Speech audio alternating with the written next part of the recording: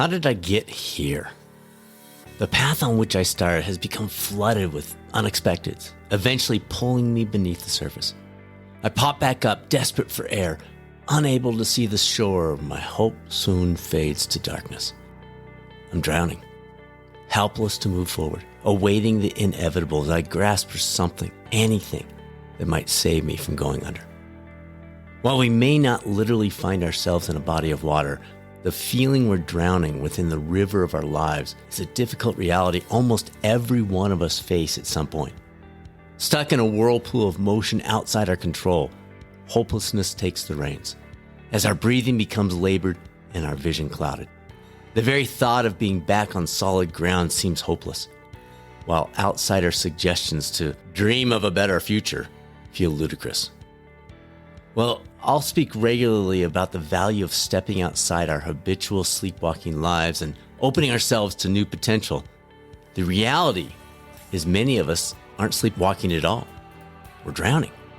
We're overwhelmed by the pressures of life, see no hope of life improving, and we're just trying to survive today so we can get to tomorrow, let alone make it better. So what now? Pick one. The human mind is oddly fascinating. Perhaps one of the most intriguing elements is our natural tendency to allow the siren's song to pierce our realities at precisely the wrong time. When it comes to sleep, alcohol, screen time, relationships, sunshine, activity, healthy fueling, and similar options, when are we most likely to follow the downward spiraling path? Exactly. I'm right there with you. The more we could benefit, the less likely we are to take that optimal road less traveled. It is precisely this realization that can become the initial catalyst out of our swirling whirlpool around us, if we maintain an accurate perspective. Yes, it's of course. It would be great if we could build a boat out of thin air amid our drowning state, addressing all elements to move toward a better future. Folks, it's not going to happen. But we can pick one, identifying a singular element that will create the initial step forward.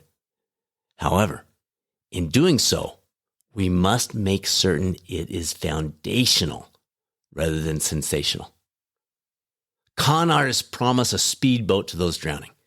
They then deposit the cash and deliver a gold-painted popsicle stick. In today's pseudoscience-heavy, click-seeking world of social media, it's tempting to fall for the hype, the big promise that will save us. Folks, stop waiting for the hero to walk through that door. They're not coming unless we invite them in by sharing our struggles with a friend or directly reaching out for help. However, the initial step, including the option of making that invitation, is up to you. You are the one who will turn the tide, one step at a time. What's your first step? I don't know. No one can answer that except you. The encouraging news is that it almost doesn't matter which foundational step you choose, as life is more about compounding than perfect selection. Start with a buoy, any buoy. Trade 30 minutes of screen time for sleep. Drop the weekday alcohol. Go for a lunchtime walk in the sunshine. Talk to a coach, physician, or therapist.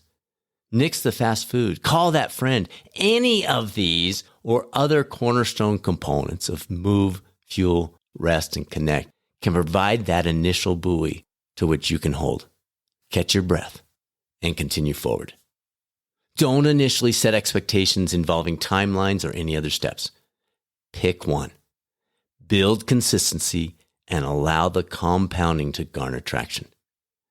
Just as the rule of 72 indicates our financial investments double with each multiple of 72, for example, a 9% return over 8 years doubles your initial funds, the same is true in our lives. A slight increase in sleep, or any of those areas I noted earlier, increases our likelihood of positive changes elsewhere. Your consistency drives the compounding. The compounding creates the initial infrastructure on which you can continue. When we're drowning, the future is non-existent. There is only the hopeless now. But a spark of hope and the kindling of small initial changes create just enough flame to generate light in the darkness. And with that light, the darkness will eventually cease to exist. Thanks for joining us for this special mindset episode of the Coaching Lab podcast, your source for engaging evidence-based health, wellness, and performance insights. If you're a coach looking for best-in-class resources to build your toolbox and support your career, you'll find a wide range of options available at catalystcoachinginstitute.com, including a special Catalyst Connects option that brings together small groups of coaches for the journey ahead. For those who may be pursuing certification as a health and wellness coach, we're pleased to announce that Fortune Magazine rated Catalyst Coaching Institute the nation's #1 program, and our schedule for upcoming cohorts is available on that same site, catalystcoachinginstitute.com. And of course, reach out anytime if you'd like to discuss your specific questions. By the way, the Suicide and Crisis Lifeline is available 24/7 to anyone. Simply text 988 to connect if it'd be helpful. And now, it's time to be a catalyst.